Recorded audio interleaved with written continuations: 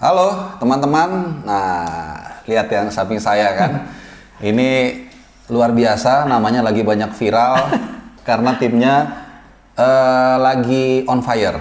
On fire-nya tidak terkalahkan di 5 laga. Tapi gini, dulu itu gua di stadion nonton kakak Imran itu syuting dari luar kotak di Lebak Bulus, benar nggak sih? Benar, Ada satu gol dari jauh. Betul, iya. Nah sekarang ini pertama kalinya seumur hidup ya setelah ngelihat beliau banyak lihat di BIN di mana-mana, sekarang di pinggir lapangan dan caretaker apa head coach sekarang? Di PSIS. Head coach. Head coach. Nanti setelah pelatih kepala datang, Nggak usah lah, nggak usah udah. takutnya saya keenakan gitu loh bang. Tapi gini loh, aku lihat maksudnya gini, kalau ruang ganti itu kan kita nggak tahu ya. Betul. Tapi di luar itu kan kita bisa lihat anak-anak ini mainnya semangat, luar biasa. Dan 3 kali gol di menit terakhir, bener nggak? Betul. Apa sih rahasianya?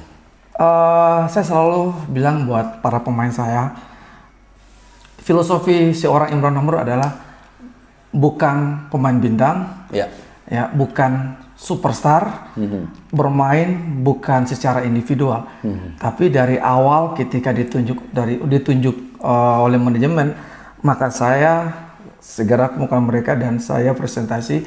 Ini filosofi seorang Imran Homaruri.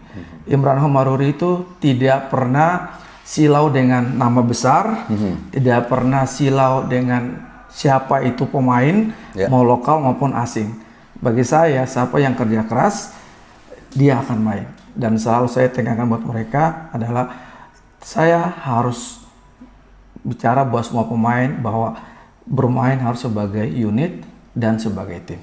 Oke, itu pertanyaan awal, standar dulu. Tapi sebelumnya gue tadi lupa bilang terima kasih dulu nih Bang Imran. Sama-sama. Sudah dikasih waktu. Sama-sama.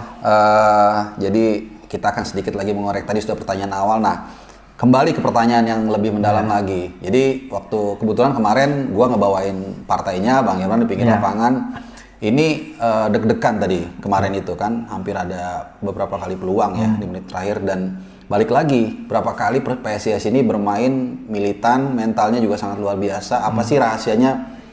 Itu tadi selain tadi seorang pemain bintang, tapi kok mereka sepertinya tidak pantang menyerah sampai menit terakhir, selalu berusaha. Lawan Persija juga walaupun gol bunuh diri, tapi hasil dari penetrasi dan ofensivitas anak-anak ini apa sih yang membuat mereka begitu semangat gitu? Kan kalau sepak bola sekarang itu kita tidak hanya bicara terkait teknikal, tidak hanya bicara taktikal, tidak hanya bicara physical conditioning, tidak hanya bicara nutrisi, tidak hanya bicara analisis, tidak hanya bicara IT, tapi ada hal yang paling penting di sepak bola adalah psikologi.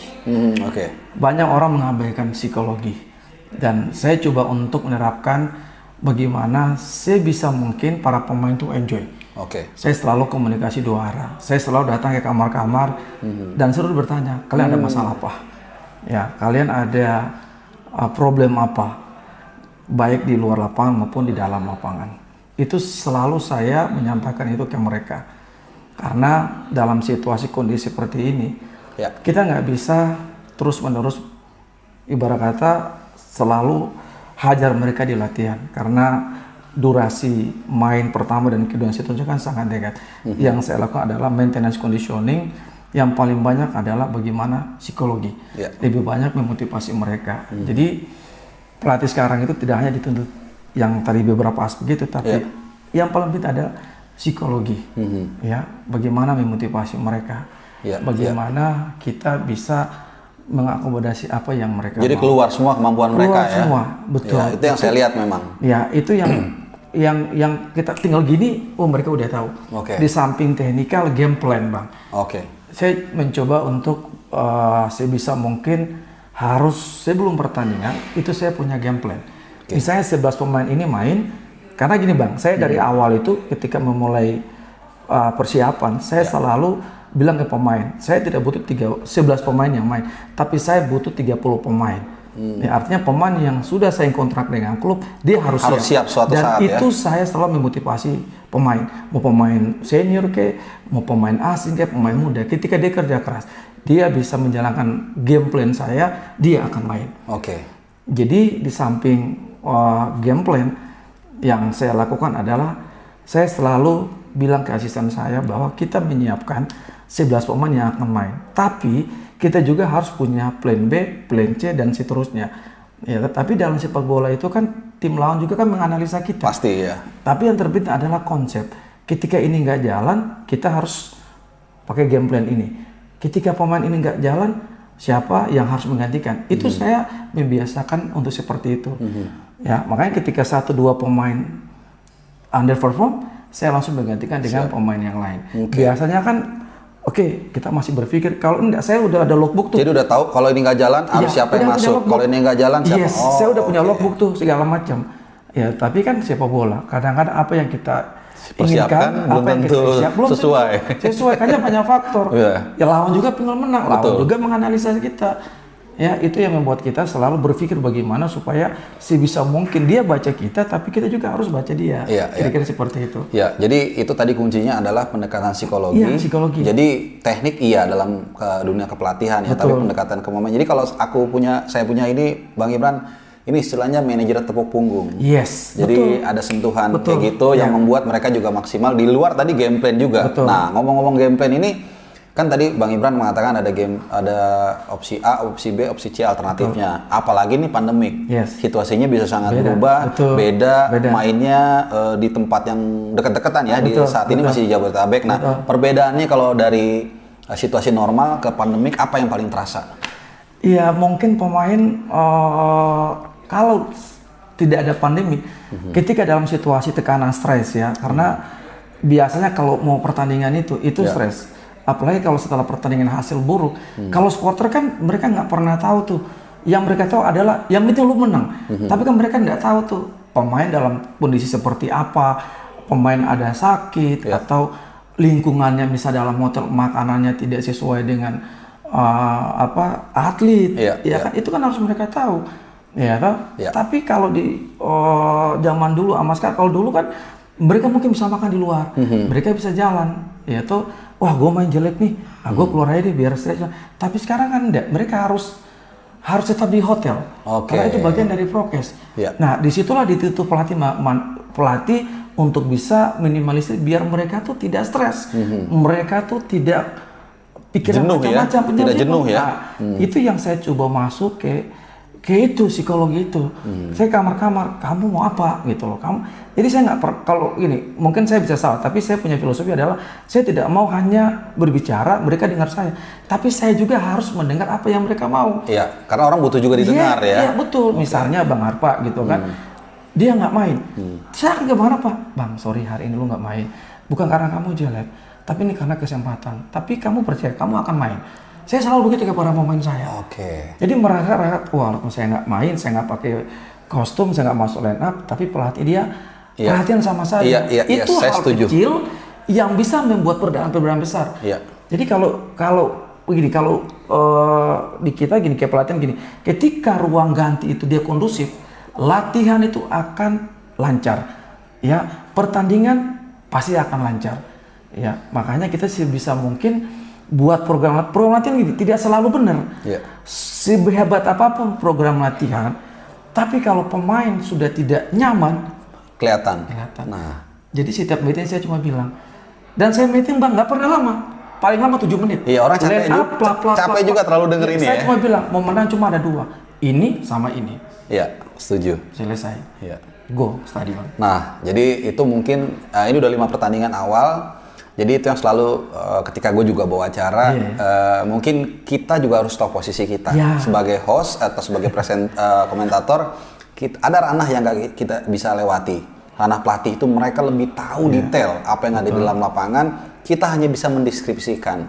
Ya katakanlah misalnya Bang Imran memasukkan satu pemain, kita hanya mencoba menebak, oh Bang Riman kayaknya mau bertahan nih, mungkin, atau mau menjaga pergerakan dari lawan. Tapi kalau kita mengatakan, oh ini salah, ini benar, waduh hati-hati. Karena abang kita ini mantan pemain, jangan lupa loh, dada Garuda di dada juga berapa kali Bang? 13 kali ya? Iya, pokoknya pernah lah. Tawan aku daripada Bang Imran sendiri. Itu jadi salah satu rahasia kenapa PSIS bermain sangat, aku bilangnya harmonis ya. Itu Bang yang aku bilang, kelihatan pemainnya itu enak, itu adalah salah satunya karena di ruang ganti bisa mendekatkan pemain. Nah aku mau ini Bang, mengomentari penjaga gawang. Wah luar biasa kemarin tuh. Gimana pendapat Abang? Ya ini kan, jadi gini, saya percaya proses. Saya percaya Dan itu saya sampaikan ke para pemain semuanya, mau asing, mau lokal segala macam. Saya nggak peduli kamu asing, kamu punya sejarah bagus dengan klub ini, enggak. Kamu kerja keras, kamu akan main. Saya selalu menerapkan persaingan yang sehat dalam tim, karena itu akan sangat bagus buat mereka, dan itu akan sangat bagus buat klub, dan itu akan sangat bagus buat value mereka tahun depan. Ya kan? Itu selalu saya terapkan buat semua pemain. Jadi bisa dikatakan bahwa tidak mungkin dalam satu pertandingan itu pemain dia langsung bagus begitu aja. Itu kita buat di latihan. Dan saya melihat bahwa Jandia tahun ini ya, khususnya musim ini, itu orangnya sangat luar biasa. Latihan sangat luar biasa, tidak pernah ngeluh. Reading the game-nya juga bagus, Bang. Iya, artinya kita bicara persiapan dia selama latihan itu luar biasa. Kalau bicara masalah reading the game itu, saya pikir ini menjadi salah satu kelebihan dia. Dan saya selalu bilang bahwa game plan saya seperti ini. Lihat sih, misalnya saya ingin bertahan di area tengah atau area depan. Ketika saya bertahan di area tengah, kan area ini kosong tuh. Harus lebih naik saya butuh kiper yang bisa bermain dengan kaki, dengan bola open play. Nah, itu berapa kali dia tuh kan motong bola, menutup gap antara defense line dengan dia kan, berapa kali dia bisa matain itu? Karena saya observasi sebelum saya masuk ke situ, dia selalu stay di garis atau di box, setengah lingkaran itu ya. Pada pemain ini mempunyai kemampuan dalam build up play dari bawah.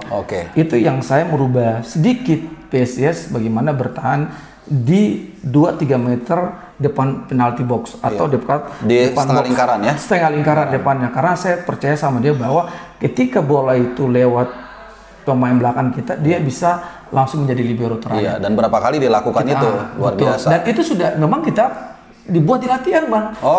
Jadi itu bukan karena emang saya perhatikan karena aku kiper Tarkam, Bang. Iya. Berarti jadi agak basic-basicnya, Bang. Iya, sedikit-sedikit lah. Dulu pernah main sama Bang Ricky Yakob juga di Persija, tapi hanya sekali lawan, di syuting mulu. Iya, yang membedakan adalah Abang langsung datang latihan kan. Iya, tapi kalau Abang mulai misalnya dicoba di latihan, otomatis pertandingan juga pasti ada. Iya.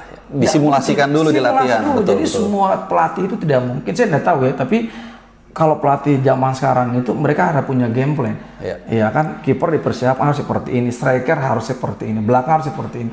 Jadi mulai dari belakang, tengah sampai depan itu harus ada game plan. Dan itu harus dilatih, Bang. Betul. Itu yang memang terlihat di pertandingan PSIS dari mulai game week pertama sampai game week kelima. Nah, sekarang pertanyaannya, nanti kan ada pelatih baru datang.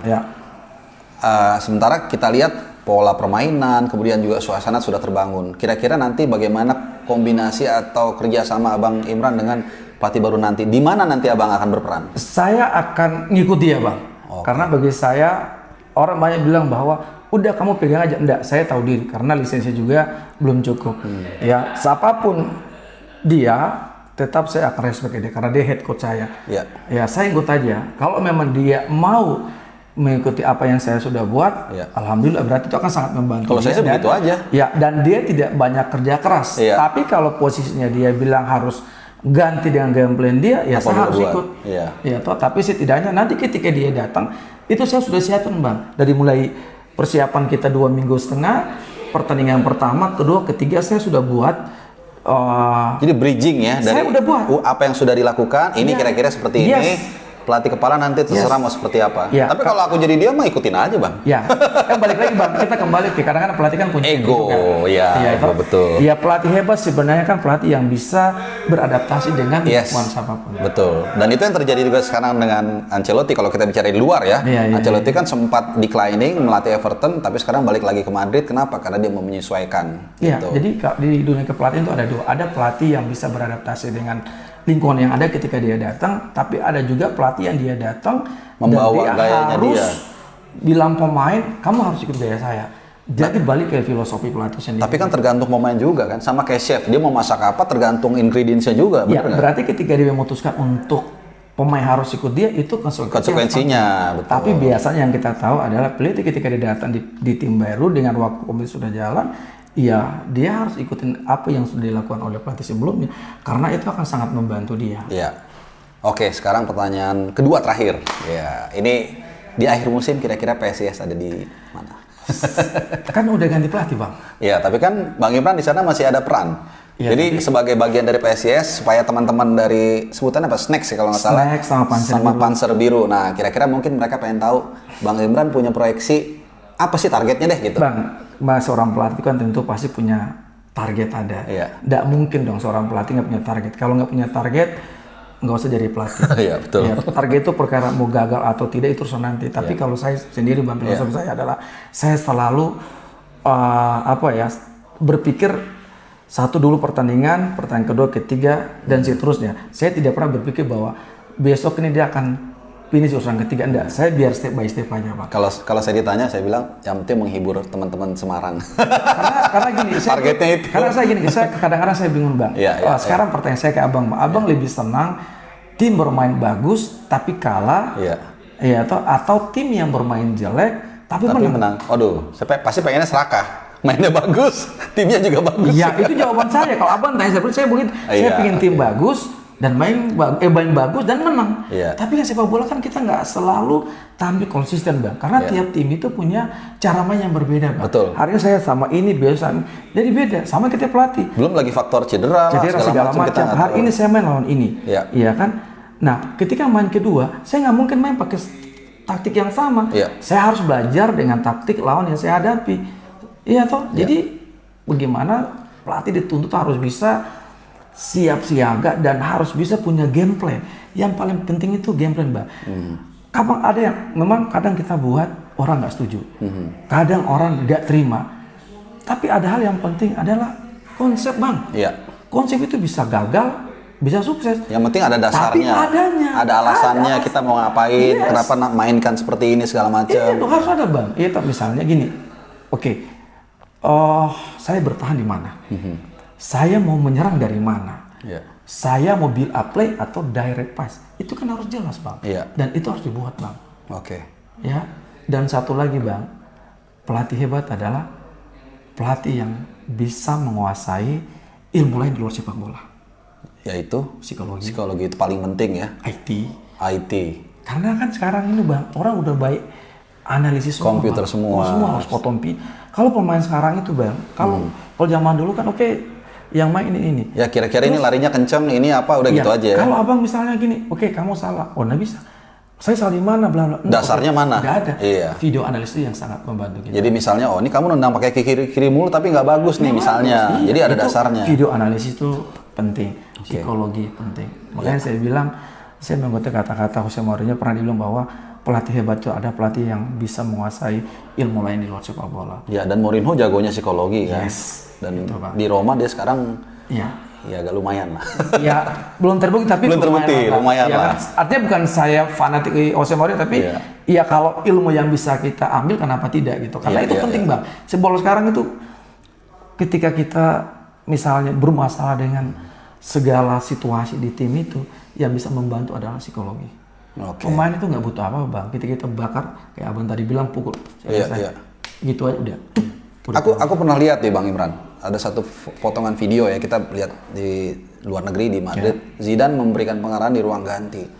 Itu kalau menurut saya menurut aku pengarahannya itu standar lah. Standar kan? Standar. Dia juga mungkin tahu, tapi cara dia menyampaikan, kedekatan emosional dan siapa dia itu penting. Jadi orang lihat itu di samping sosok, terus bagaimana cara kita men-treatment pemain itu. Pemain memang nggak butuh kita bicara banyak, tapi kalau sekali kita bicara, mereka dengar. Tapi sebelum itu kita udah harus ada prosesnya dulu, ya kan? Iya. Jadi ketika udah masuk ke situ, mereka udah paham. Itu yang saya lakukan. Ya, semua pemain di mata saya sama. Ketika saya meeting, orang bilang, saya tanya teman-teman, lo meeting berapa menit?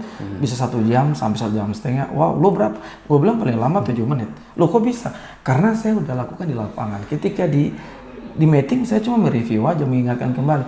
Bla bla bla bla bla bla bla bla bla. Oke. Tinggal saya motivasi yang saya coba kasih ke mereka. Nah, jadi tadi kita udah lihat ya bagaimana penjelasan. Ya ini nggak berapa 19 menit ya, tapi kita udah lihat ini yang membuat gue juga penasaran melihat PSIS ini sangat luar biasa penampilannya, harmonisasinya juga kelihatan. Ternyata emang rahasianya tadi bagaimana pendekatan dari Bang Imran ke pemain ini sangat penting, ilmu psikologi juga. Dan mungkin bukan hanya di bola ya, tapi di banyak aspek itu cara berkomunikasi itu penting. Sosial sama orang tuh penting. Misalnya gini, saya belajar tidak hanya dari teman-teman pelatih aja, tapi saya belajar dari teman-teman wartawan. Saya juga belajar dari orang lain lah yang bisa dikatakan bola bukan latar belakang bola saja ya. Karena basicnya saya orang paling senang ada yang ngasih masukan ke saya, ada yang kritik ke saya. Ya, itu saya suka bang. Yang penting sopan. Selama itu nggak nyebut nama. Iya. Jadi kalau kita, dan sebenarnya gini, kalau sedikit aja cara komunikasi juga kali Bang Imran ya. Jadi kadang-kadang kita menyampaikan sesuatu beda orang tangkap dari kalimat cara kita menyampaikan gitu. Jadi gue juga orang yang seperti itu ya. Berbeda itu nggak ada masalah, tapi cara kita menyampaikan orang akan lebih mendengar kalau cara menyampaikan itu benar. Karena itu akan menjadi cerita ya. Misalnya seorang Imran Namori dia berbicara bla bla bla, itu orang ingat tuh. Makanya saya sangat berhati-hati untuk bagaimana berkomunikasi dengan orang, bagaimana mengkritik orang, karena di pelatihan di pelatihan itu ada ya etika yang mana kita nggak boleh menyerang pribadi orang. Betul. Ya, betul, itu jangan ya. Itulah. Tapi kalau untuk ngasih masukan, ngasih kritik, nggak masalah. Iya. Itu justru masukan buat kita ya. Betul. Tanpa kita harus membuat riset, kita mendapatkan masukan. Termasuk juga gua nih. Kadang-kadang ada yang mengkritik, suaranya terlalu atau kurang apa, itu bisa kita perbaiki. Walaupun ada toksik juga. 10% itu biasanya ada toksik itu biasa. Jadi intinya adalah Bang, saya belajar itu tidak dari teman-teman pelatih aja, tidak dari teman-teman pemain bola aja, tapi saya belajar sama Bang Harfa, Bang Wisli, segala macam. Karena bagi saya justru ilmu yang tidak dimiliki oleh pelatih adalah bagaimana mereka bersosialisasi dengan orang-orang lain meskipun background-nya berbeda. Iya. Itu kan gimana? Lanjut. Nah, jadi intinya adalah itu bahwasannya kita semakin berumur bukan justru semakin merasa lebih pinter. Ya, oke, boleh kita merasa punya sesuatu, tapi jangan lupa orang-orang di sekitar kita punya kelebihan. Saya juga dengan Bang Imran juga banyak belajar, dan ini saya semakin tahu bagaimana beliau di ruang ganti men-treat pemainnya itu memang itu tadi bisa terlihat di luar, dan juga tadi udah disampaikan ya, dia men-treat pemain dengan sangat baik. Terus plus kedua juga kalau saya bisa rangkum ada game plan bukan hanya satu tapi A, B, C, D banyak, sehingga apalagi kondisi pandemi seperti ini banyak hal yang tidak terduga. Dan tentunya masih panjang perjalanan. Tahun ini abis ini lawan siapa Bang? Besok ya? Persebaya. Nah, buat teman-teman di Surabaya ini hati-hati lawan masa ya. Target ya pasti kalau ditanya target ngomongnya mumbling nih Bang. Enggak. Ya pasti teman sebaik mungkin lah ya. Ya intinya saya percaya sama teman-teman pemain saya, ketika kalian bermain dengan hati, ketika kalian kerja keras, ketika kalian bermain sebagai unit, bermain sebuah tim, saya pikir hal-hal positif akan datang kepada kita. Tapi sekali lagi, untuk meraih sebuah kemenangan itu kuncinya adalah bermain dari sini dan dari sini, Bang. Nah, terakhir saya mau tanya sedikit aja, Hari Nur sehat kondisi? Iya, memang kayaknya agak kurang kemarin ya, iya kan? Sangat sulit ya. Soalnya kan dia top skor sekarang. Betul, Hari Nur itu memang di 2 laga sebelumnya versus Arema dan terakhir kemarin lawan Persela ya, kalau nggak salah. Lawan Arema 0-0, Tira Persikabo. Kalau saya tidak, lawan Persija 0-0. Oh, Persija 2 sama. Yes. Lawan Arema 0-0. Sedikit bermasalah, tapi saya mencoba untuk berdiskusi sama dia, kamu siap atau tidak, dan ini pemain luar biasa walaupun dalam kondisi yang tidak ideal, tapi dia memaksakan untuk main, karena di PSIS itu pemain muda, dia menjadi role model buat pemain muda. Setuju. Pertandingan lawan Arema itu dia main dengan kondisi yang tidak 100%, makanya saya ganti dia. Tadi kemarin juga lawan Madura United ya. Tidak maksudnya bermain juga tidak belum 100% ya. Betul. Iya, kelihatan sih emang. Ya, mudah-mudahan di sisa beberapa hari ke depan ini pemain ini bisa kembali bugar, tapi balik lagi saya masih punya waktu 2 hari untuk bisa menanyakan apakah lihat dia kondisinya siap ya. Tidak. Tapi kalau memang tidak siap, mungkin saya akan mainkan dia di babak kedua. Oke, jadi tadi kira-kira kita sudah mendengar rangkuman Bang Imran Humaruri soal PSIS, tim yang sedang on fire, dan tentunya beliau berharap juga ini bisa lanjut ya Bang ya. Amin, Dan amin. sekarang saat lagi honeymoon boleh dikatakan, lagi oke-okenya, apakah suatu saat akan ke Persija? Iya, balik lagi Bang, siapa sih yang tidak ingin jadi pelatih Persija? Tapi balik lagi, saya selalu bilang bahwa biarlah proses yang akan membawa saya, entah itu ke Persija kayak kemana. Jadi biar saja deh berproses itu loh. Saya tidak pernah meminta sesuatu, saya tidak pernah terlalu berharap, tapi saya punya keyakinan dan biarlah waktu itu yang akan membawa saya ke tempat yang tadi Abang bilang. Jadi jangan usah ngomong keluar deh. Kita di Abang. Nanti bukan buat judulnya, nanti tenang aja. Judulnya aman-aman aja. Jadi prinsipnya Bang Imran adalah going with the wind blows. Iya, betul. Nah, Bang Imran, aku mau ngobrol lama tapi nggak mau ganggu karena besok udah harus persiapan. Kalau di sepak bola kan ada 40 menit babak pertama. Ini injury time. Ini apa? Berarti nanti ada Bang, udah asik. Oke, siap. Thank you Bang Imran. Really appreciate, orangnya ramah, baik, tapi jangan dicolek karena semua orang nggak ada yang mau dicolek. Yang jelas saya merasa terhormat, bisa bahagia, dulu bisa sekali lagi di stadion, sekarang bisa ngobrol langsung, berbagi, tidak merasa lebih pinter, tapi justru memberikan kelebihan pemikiran yang dia punya. Thank you Bang Imran, kita cos dulu biar lebih afdol. Sekali lagi sukses. Saya terima kasih banget diberikan kesempatan untuk ngobrol dengan Bang Arfa. Ini akan menjadi sesuatu yang berharga buat saya. Sama saya juga. Karena jujur Mas, saya senang bergaul dengan orang-orang seperti Mas Wisli atau Mas Gita dan teman-teman yang lain. Begitu dengan Mas Rafa. Ini kan baru pertama kali ketemu dan langsung aku sih udah berapa kali. Ya kita ketemu di GBK doang. Iya di GBK. Cuma sih doang kayak pacar habis putus udah nggak ketemu. Mungkin bukan malu ya, tapi gini. Satu sedikit lagi ini jadi panjang nih Bang. Kadang-kadang orang kalau tahu tapi belum kenal, ada rasa saling bukan curiga ya, tapi dia gimana ya, nanti suka terganggu nggak? Padahal kalau kita langsung aja saya hello dengan hangat gak ada masalah. Gitu. Jadi kalau lu ketemu orang yang lu kenal, langsung aja ngobrol, bilang gua waktu itu ngeliat lu di sini, bagus, udah selesai ya Bang. Benar. Gitu. Jadi kita makin berumur harus ngumpulin teman, jangan cari musuh, ya. Gitu. Karena dari situ rezeki akan mengalir. Begitu. Iya betul. Oke, Bang Imran, thank you atas waktunya. Salam sehat-sehat semua ya. Ciao. Ciao.